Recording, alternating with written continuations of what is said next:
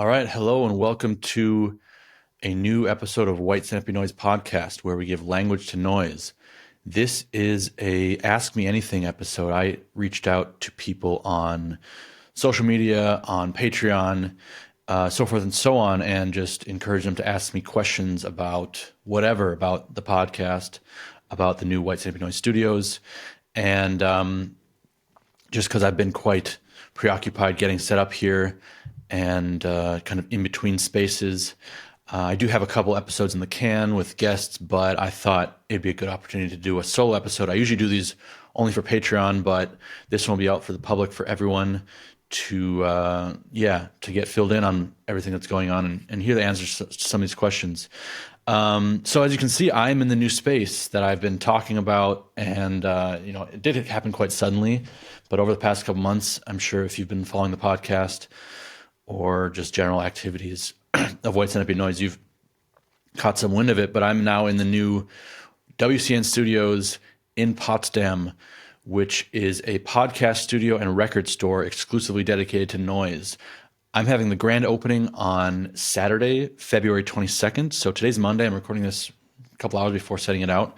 And Saturday, the 22nd, all day, from 1 p.m. until 8 p.m. with the grand opening kind of get-together party. I am waiting on a huge shipment of noise to stock the store. As you can see, it's still really raw behind me and incomplete. I am having my entire noise collection that I put into storage when I moved away from the United States to Germany. It's been in storage for nearly 10 years, and I'm finally when I was visiting home last time at my mom's house, I packaged it all up, weighed it all out, wrote on the boxes what they all weigh. So I've been sending her periodically UPS shipping labels and having them picked up. So it's all on the way. One box arrives, which you can see behind me there on the shelf is one box of 9 that has arrived. A couple hundred tapes. Fantastic stuff that I've been missing for all this time and always wondering when I'm going to get reunited with it. And now I am getting reunited with it, but I'm going to be selling most of it in the shop. A little bit of it I'll be keeping. I'm trying to be really cutthroat with my decisions on what to keep, just because, it's got to come in and it's got to come out. And I think it's the time. So it's about 600 pounds worth of stuff that's on the way. The second package is supposed to arrive today. It might come while I'm talking to you guys. It'll be a great collection of used stuff to start out the shop with. And other than that, it's a podcast studio for recording in-person podcast episodes and focusing on producing, noise media content in a broader sense than just the online video episodes that I've been doing interview style with people. So that's the general rundown. Grand opening is on the 22nd, this Saturday, 1 p.m. to 8 p.m. Can reach it very easily from Berlin on the S7. Get on the S7 anywhere in Berlin and then just ride it out of town. And it's at the Babelsberg S-Bahn S-Train station. And then it's like a 5 to 10 minute walk from there. So the address is TUCHMACHERSTR 47 in Potsdam, Babelsberg. So very easy to access, very, very close. So I'm hoping to see some people there who are in the area or visiting. I'm excited. Some people have told me they might be traveling for it. We'll see who shows up. I'll have drinks. I'll have stuff going on. I'll have a little plan for the day. Bob Marinelli sent me a really cool, he's starting out a kind of a mail art project of sending out these USB sticks with some really, really awesome old VHS footage of noise shows in Japan. And there's a text file on there that he's encouraging people to update when they get it and then pass it along. So I'm the first one to receive it in Europe, and I'm going to be passing it around Europe after that. But we're going to have that running on a projector that I'll have set up on the back wall here. And I'm doing some giveaways, which will be for people in person and also for those who can't make it, who are Patreon supporters at the physical copies level, which is $25 a month. I have that available, if anyone isn't aware, for people who want to support the podcast at that level. And I give away periodically physical copies of noise stuff. I give away the free copies of the new White Stampede Noise releases that come out on CD. You get those in the mail if you're signed up at that level supporting. So anyone who's waiting for the next giveaway, it'll be coming. We'll be giving something away during the grand opening. I'm not sure how I'll do that yet, but if but keep an eye out on the Patreon announcements to learn about how to do that. Before I get into the questions, I'm gonna just highlight some recent listening that I've been doing that I think is worth mentioning. A lot of old, I've been going through a lot of my old stuff, just having fun with it. But a few newer things that I kind of really have been excited about that I want to highlight. First one is the new, not so new, I guess, and it came out in December, I think, from KM Tupfer, aka Potier, Carl Michael Tupfer. Remnant Tally came out on AAD last year. I only have the digital copies. I downloaded it, or I bought it on Bandcamp. I don't have the tape, and it's just phenomenal. Like all of this guy's work is. He's really, I think, one of the best and most exciting harsh sound artists, whatever he wants to call himself, or whatever term he's comfortable with. But I consider it harsh noise for sure. Just sharp, harsh, cutting, really razor sharp hi-fi, and just drilling harsh noise. I don't know. It's a minimal release. There's a lot of room to sit with it in passages. It's nice and long. Highly recommended. Another one, a newer thing I put on the other day that I was really into, that I have for the first time, was this Dead Door Unit tape, Hiss Savage. Dead Door Unit is, it's also on AAD. Yeah, AAD puts out a lot of good stuff. Got to say that for sure. Kenny Geiger, who has been, very, very active in the last several years as a kind of a younger, newer force in noise in terms of playing shows, releasing material, collaborating. And I've enjoyed what I've heard from him in the past, but I wasn't really bowled over by anything. I kind of gave him, he puts out a lot of stuff, and it has this kind of traditionalist electronics, tape loops kind of feel, and I kind of just saw it as more jammy. And the stuff that I heard was good, but it didn't really rock my world. But listening to this tape, it's kind of just affirming that he's really like a young artist who's climbing to the height of his powers and playing a lot. Like you can hear the talent and the work and the excitement that is going into his work. So I put it on just to see, I thought I should, catch up on what he's been doing, and was just really, really, I really enjoyed it. I really enjoyed it and saw a lot of passion and craft coming through. Just, this is a young guy who's, I feel, probably working on noise every day, improving every day, getting better and better, and just cranking stuff out, and not even worrying about the minutia and the just in that kind of traditional American noise, kind of American tapes related tradition of just letting the noise flow, putting it out, and it's great noise. So really enjoyed that. Some other stuff just kind of from the stacks of the old stuff. All the stuff that's coming over in this collection is stuff I collected between 2007 probably, when I started really getting into noise, and 2015 when I moved away. So it's a lot of that kind of mid to late 2000 stuff. So, Vardgard tape on Harshhead Rituals, got quite a bit of Harshhead Rituals stuff.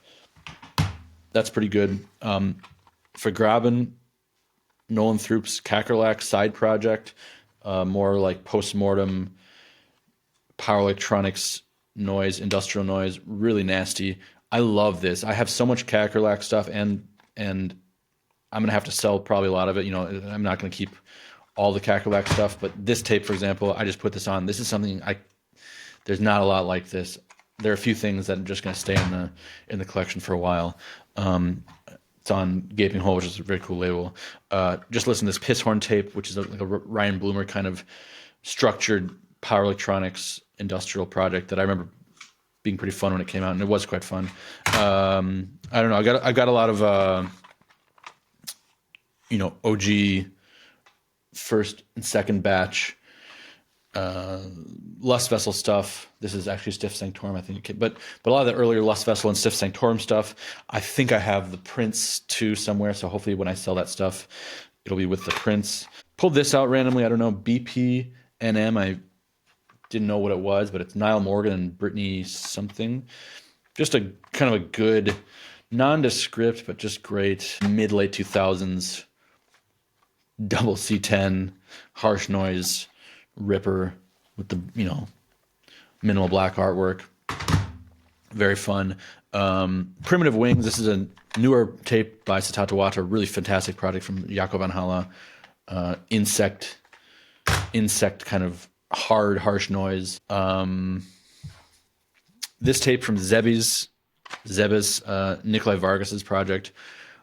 Really dark, angular, modular synth, kind of harsh industrial sound. Quite surprised by that project. Every time I listen to it, it's really good and virtually quite underrated, I would say. So just a couple things that I've been enjoying there. So I'll jump into the questions now. This is a question relating to the space, and this is a pertinent question that I will get into right away. Have you thought about putting on shows more now that the studio is coming together? And that is a big question that I have asking myself and trying to figure out the logistics of. When I started renting the space, or when I found the space, one thing that really appealed to me about it is the fact that even though it's in a shopping mall, like it's a corridor, like a public shopping center, there are no residential neighbors, and the shopping mall is closed on Sundays and it closes at 8 p.m. So I thought there's potential for at least not bothering someone with sound. Now, there are security guards here, and there are people that come and go, and my thought was kind of, maybe I can do something after hours that would be kind of under the radar, but that would be kind of clearly violating the agreement and asking for trouble. And I don't think that's a smart thing to do, at least until I get really comfortable here and know everyone. Maybe I could really get the go-ahead that that's something that's not a big deal. But however, I have been thinking about alternatives to, like having an actual normal show here. One would be just doing a show actually during business hours, because the door is actually quite fairly isolated. With noise music, if it's not terribly loud and it's not terribly transient, I don't think a lot of people would even notice that there's something coming from here. So one option is that I do small shows during normal business hours, maybe one set, one act, not like a 3-band, 4-band bill, but one act. So if someone's coming through on a tour, maybe just one set, lock the door for 20 minutes, let it rip, and then just hope that no one will really be bothered by it. And I think that would work. Another option, this is kind of the more direction I'm going in, is to use the space more as a recording studio for a live video performance, and recording something very nice on video with maybe multiple cameras and high quality sound privately, maybe with a few people, from the area if they want to stop by and check it out. But doing that and then broadcasting it on Patreon or on the podcast, however, but I mean, using this online platform that I have to spread a performance, kind of like a media documented performance internationally. And that's something I'm really going to kind of dial in on how to do that most effectively. I think that's the best thing to use this space for.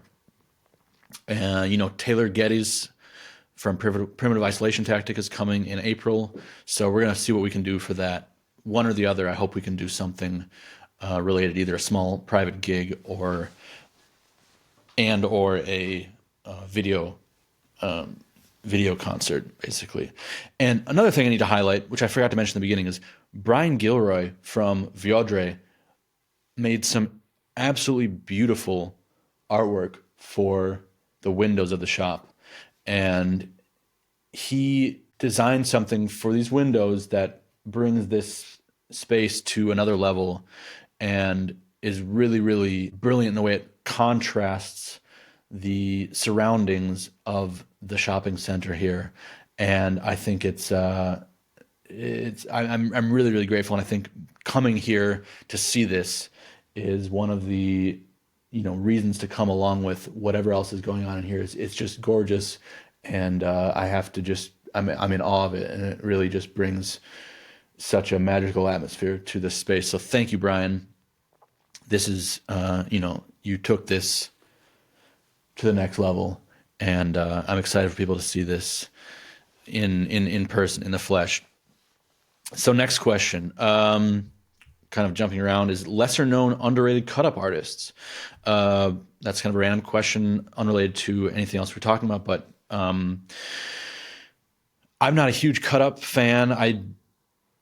I appreciate it, but I don't find myself listening to it that often. A lot of the modern day cut-up in particular I respect, but it sort of lacks sonic depth for me sometimes, because I feel, particularly now that a lot of tools are being made specifically to do it,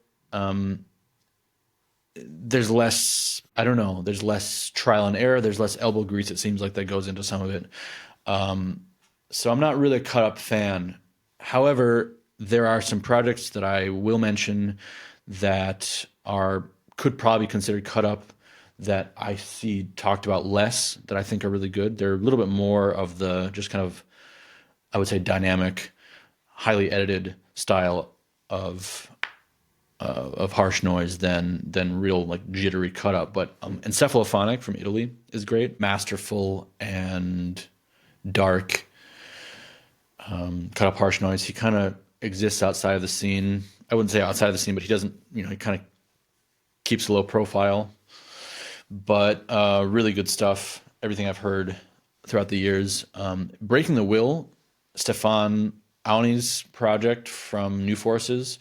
He doesn't release that much of it, and I wouldn't say it's always cut up, but the CD he released on New Forces several years ago, I forget what it's called, is really, really good, and maybe didn't receive the attention it deserved, but really, really good. Cut up, fast, harsh noise.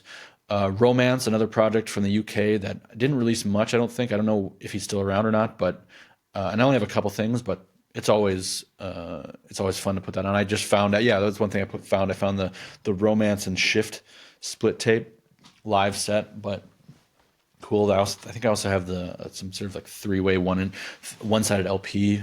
I was on Tronics with the Cherry Point, Romance, and someone else maybe, but that's a cool project that kind of definitely underrated. Another one is Jaco van Halle. I wouldn't really call him a cut-up artist. He's also the one behind Primitive Wings and a lot of other great noise and experimental music. But his solo work under his own name, Here Be Lions and what's the 3-inch that came out? Cuts of Grace. Very, very cut up, very, very technically and compositionally advanced, and really good stuff there. So those are some projects that I see as some of the best, but also less talked about in the cut up breath as some others. Next question: are you really starting a distro again? That kind of ties back into what I was saying, about the stock coming in and everything like that. And I made some kind of jokes here and there and some memes about starting up a distro again. It's very unlikely. It's very unlikely, at least, this year.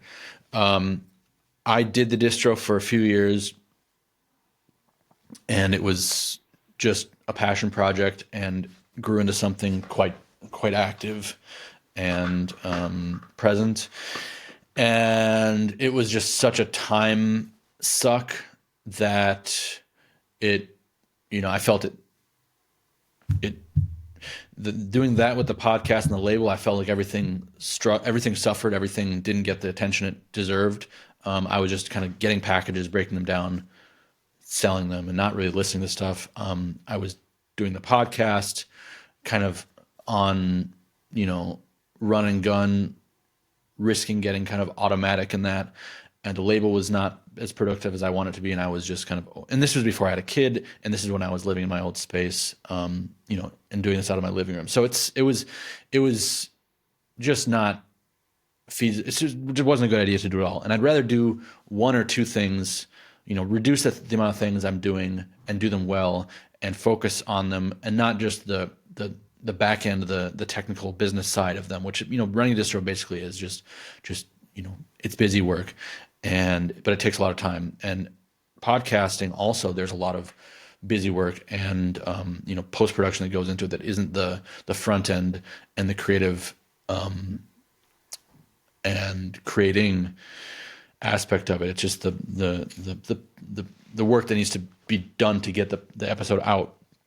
So I don't want to just block up all my time with that kind of stuff. And I'm not good at running a distro. I'm not fast. I'm not efficient. At least I haven't been.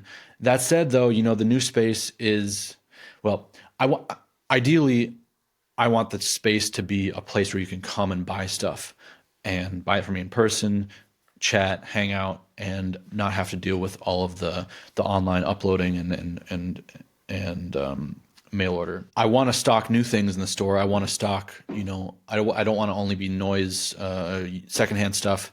And I don't anticipate really tracking down like big collections of rare, used stuff. I'm not really a record collector in that sense of, collecting the 80s and 90s stuff kind of obsessively. And I don't really want to be focused on having high price rare stuff. I mean, not that I'm against that, but that's just not really my strong interest. I'd rather, have some used stuff here and then be focusing on new stuff that's coming out. The question is that going to be logistically feasible to stock new stuff? How many people are going to be coming over here to buy it in person? Buying wholesale like 2 or 3 copies of things is not usually from the United States, for example, is usually not economically feasible per item. The shipping is too expensive. So I don't know if that'll work out. If at some point I settle in here and I realize, okay, I'm able to, because I'm away from the house now, so I'm able to produce the podcast in less time maybe, and I can free up some time for other things. Maybe I'll consider starting the distro up again. But that, a few things would have to happen. I would have to be much more cutthroat about my business strategies, because the last time I ran a distro, I was just kind of taking everything and, as a gesture oftentimes of support, trading a lot, which, I think is important. I like to do, but just kind of like taking things, buying things. If I thought it was cool, I wanted to like get a bunch of copies of it, period. If it's sold or not, I didn't really care. I just wanted to get, sometimes 5 or 10 copies of something just to kind of support the label and make it available. Oftentimes that worked out well and people bought them all, but oftentimes that also didn't work out well and people bought 2 and I sat on 8 copies for a few years. So that's just, I would have to be much more calculated and strategic about how I stock the stuff, what I don't stock, what I say no to. When people reach out, if I want to buy something, I say no. Maybe sometimes more than I did in the past. So that's that. If I can get organized in all other aspects of my life, and if I'm feeling that I have space with the podcast and WCN TV to take that on, maybe I'll do that. But I doubt it. I really want this space to be focused on creating noise media, noise music, noise content, and be a in-place record store for people to hang out at and come by and just chat and shoot the shit and listen to stuff and whatever. The whole mail order thing is just something I don't think I want to take on. So how excited are you? Well, I won't spend too much time talking about that, but I'm very excited. I'm extremely excited. I feel very fortunate and blessed to have come this far with this and to have a space now dedicated to something so important but obscure and useless in the sense of what we typically think of as useful or feasible or practical in society. I think it's Yeah, I'm really excited, and the space is going to be beautiful, and people are going to come through, and I'm really happy to nourish and flourish this thing in the real world and in the flesh.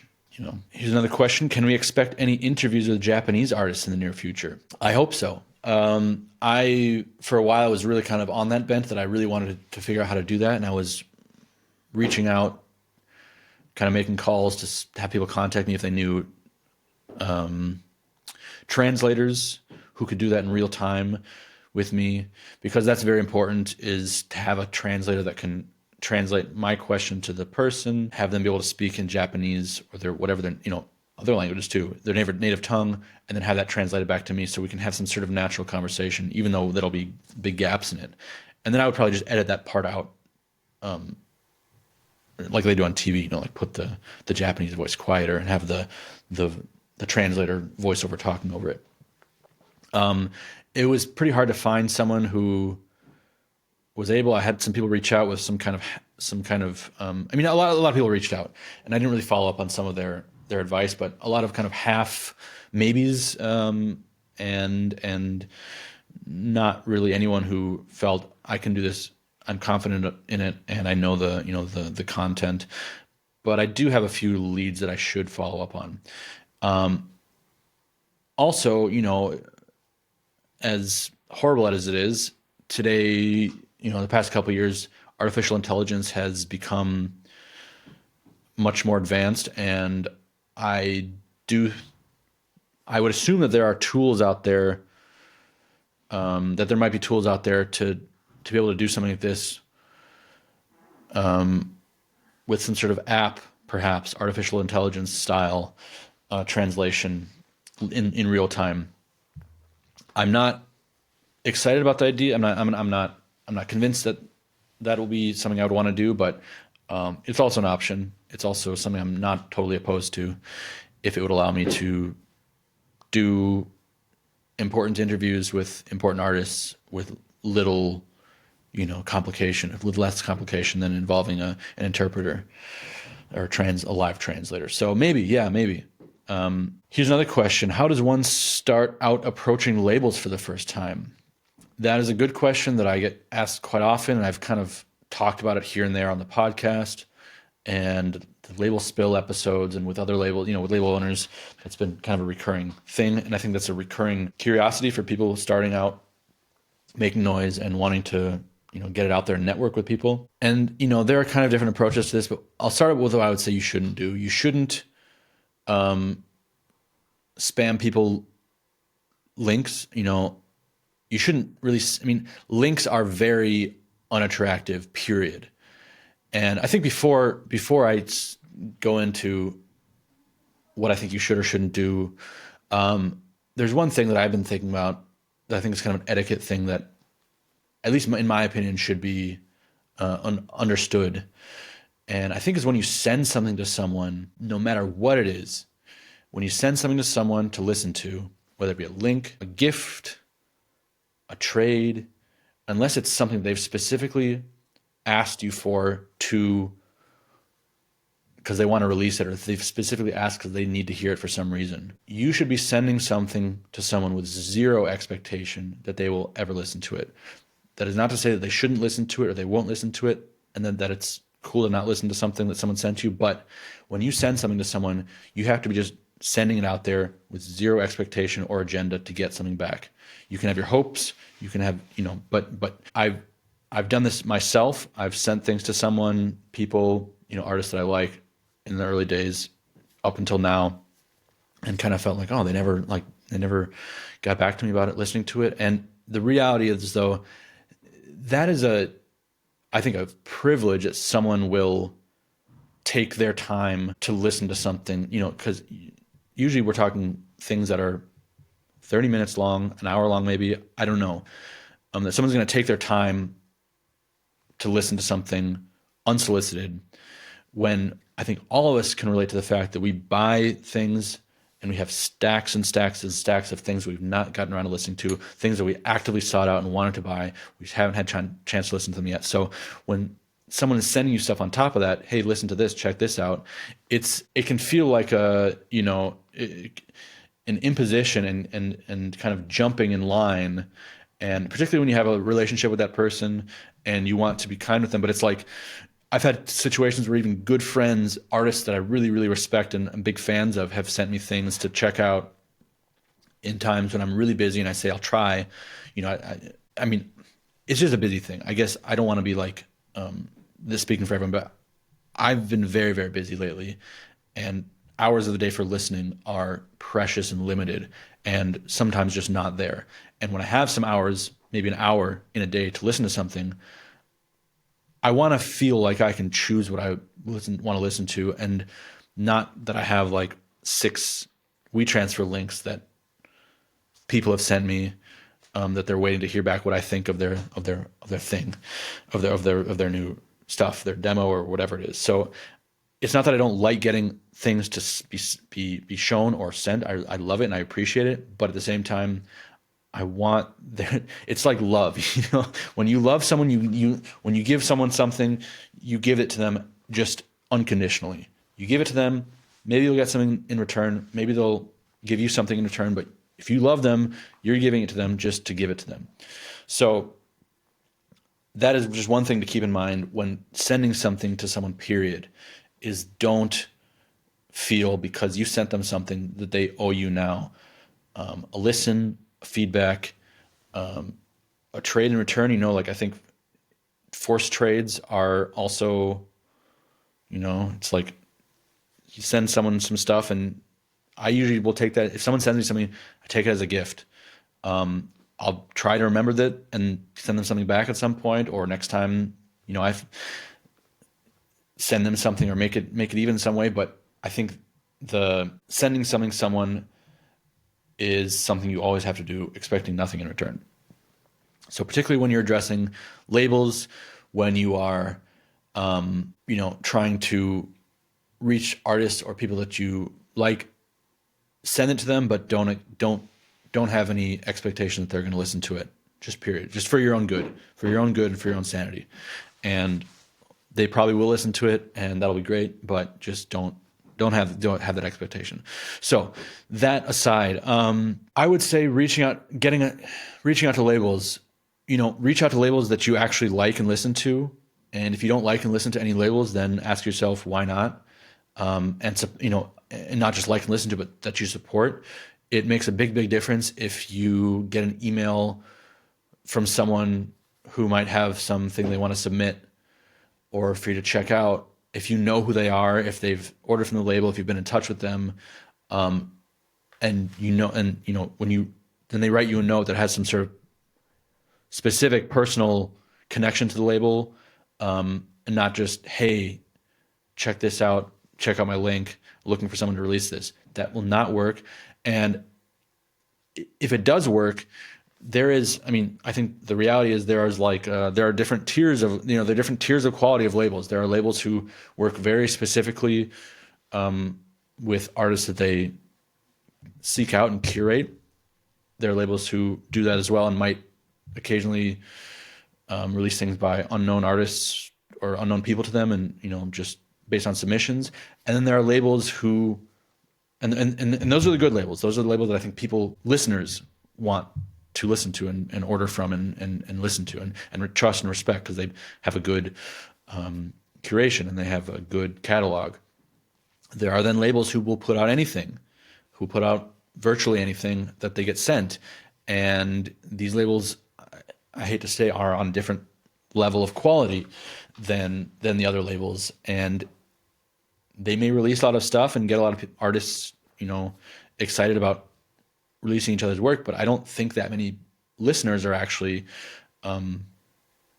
listening to some of these labels. And it also kind of lowers it sounds bad, but it kind of lowers the stock or the brand of an artist when they have a lot of releases on just these kind of labels that just will put out whatever, on Bandcamp, digital stuff, or maybe physicals even. But I think approach labels that you're actually a fan of, that you've actually spent time with, that you have some sort of connection to, that you've ordered from, That goes a long way. If you want to send them something, ask if you can send them a physical copy of something. Release your own stuff first.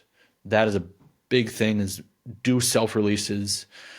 Invest in your own product first. Invest in a tape, something you really like.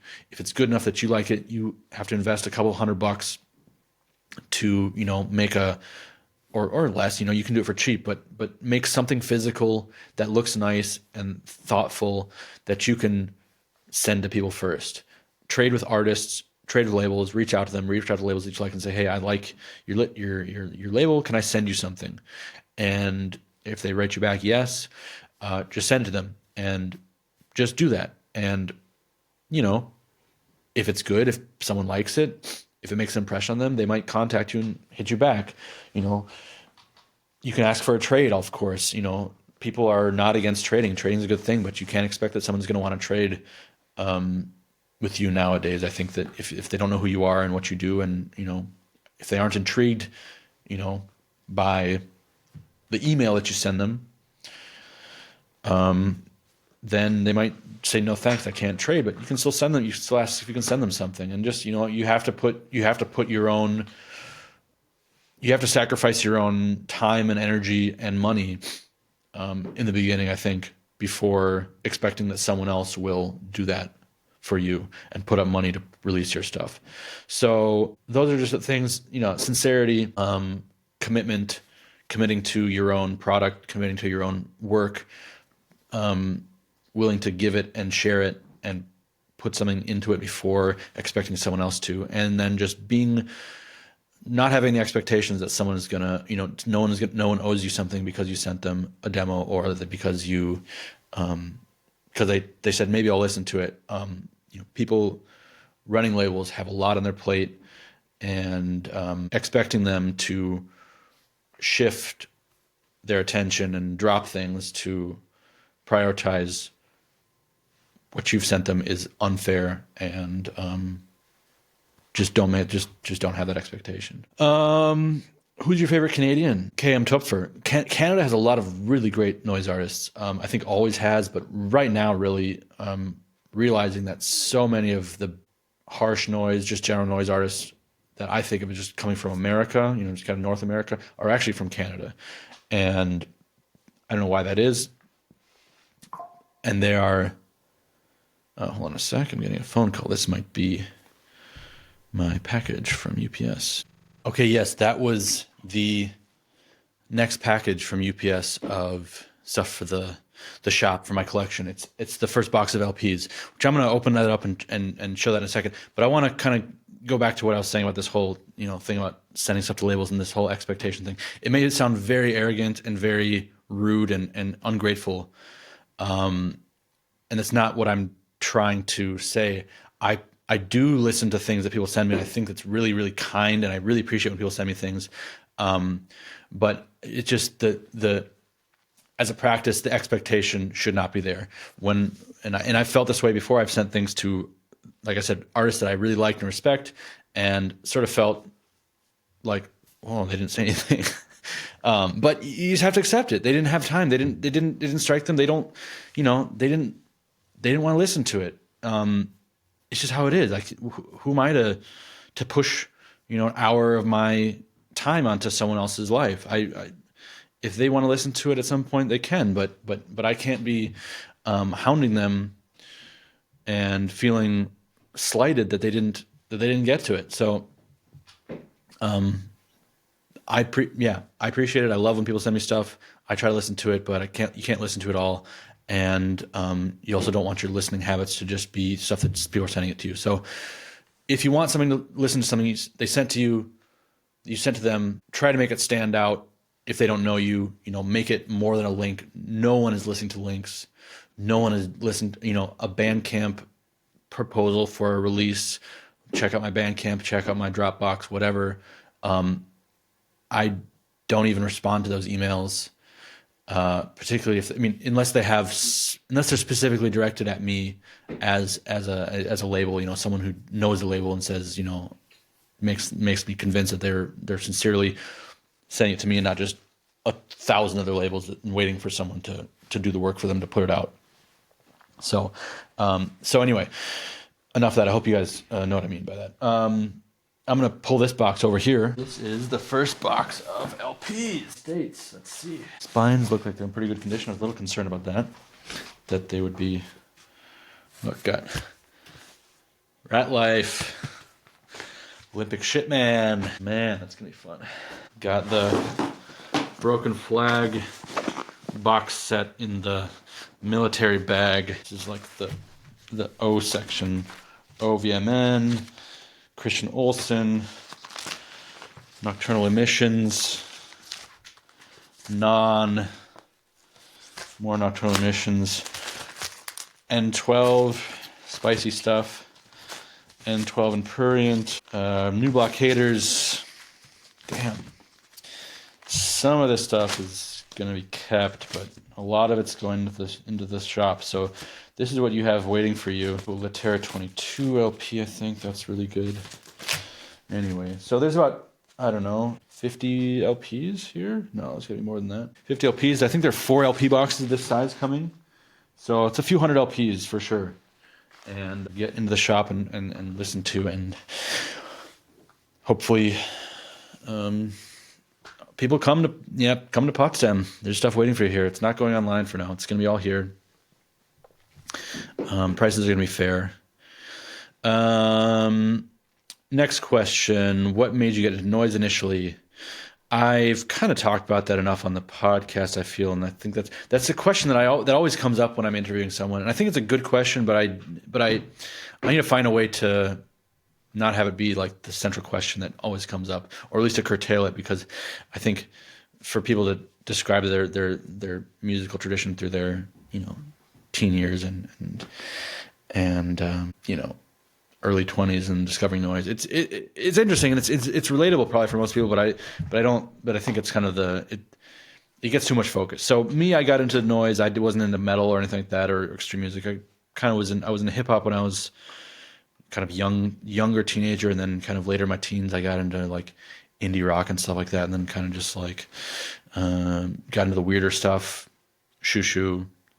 And then Shushu was a gateway to Cherry Point, and then Cherry Point this is also when like Wolf Eyes and kind of the dance noise thing was blowing up in my city, and No Fun, was happening. So it was when there was a lot of noise going around, and kind of like infiltrating and mixing with this kind of more mainstream indie rock media and bands. So just getting attracted to this stuff, and then Shushu, Cherry Point, and then Cherry Point being like the blackout that was so different than everything else. That was like what changed it all. So favorite gross tape.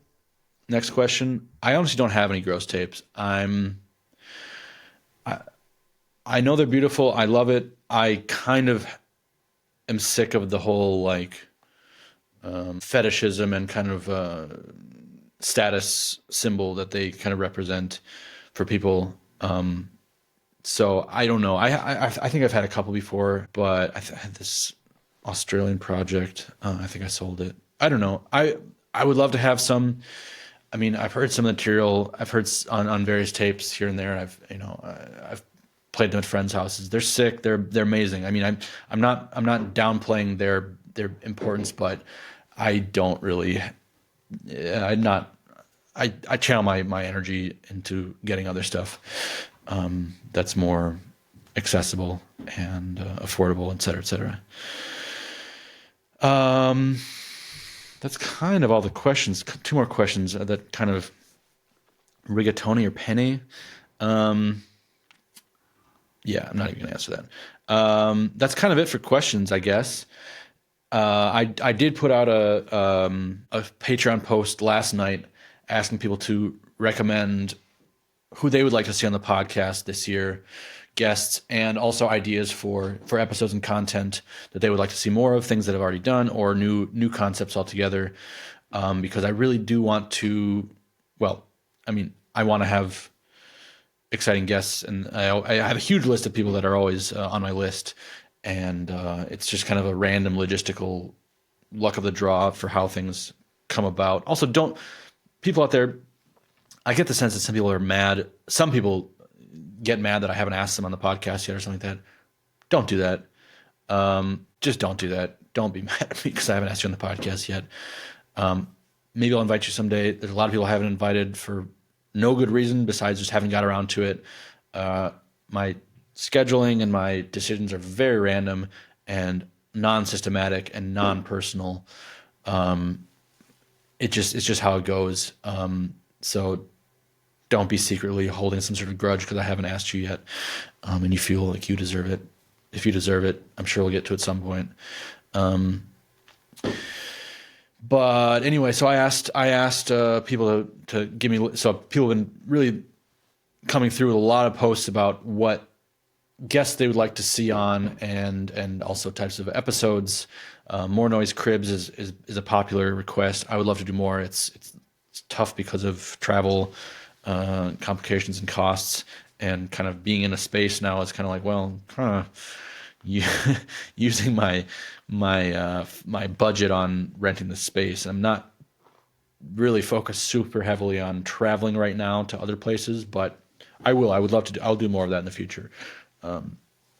But yeah, if you have any ideas, specifically you want to see on the podcast, let me know, and reach out. I read emails for sure. I hopefully get back to them, but I'm kind of in the weeds right now, just trying to get everything done, and there's a lot going on simultaneously, and I'm not great about communicating via email right now. But the Discord is very active.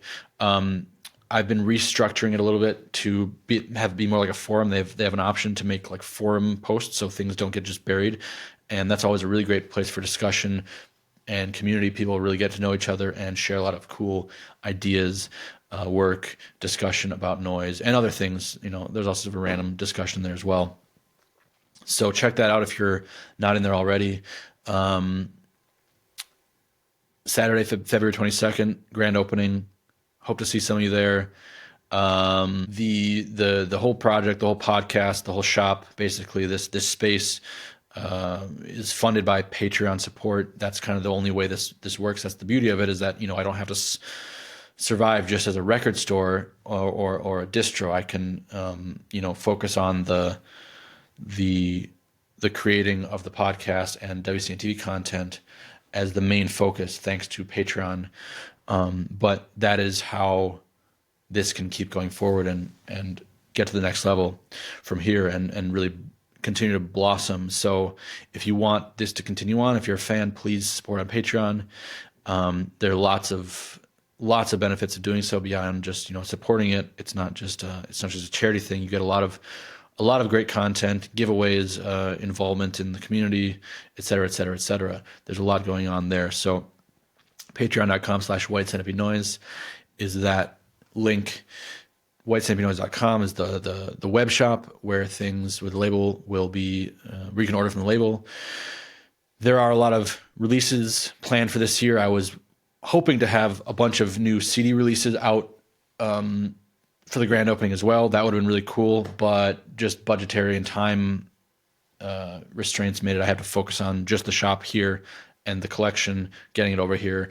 The new releases will be coming in a couple months, so keep an eye out. Some great stuff coming. I guess that's it. I hope this was informative and not too punishing to hear me listen to me talk, by myself for this long a time. I'll be back with a new interview week after next. Next week is a Patreon episode. I don't know what I actually don't know what I'm gonna do. I might do a video party. I might live stream the grand opening. I might do some interviews of guests. We'll see what happens next week on Patreon. But I have ideas. Thank you all, and talk to you soon.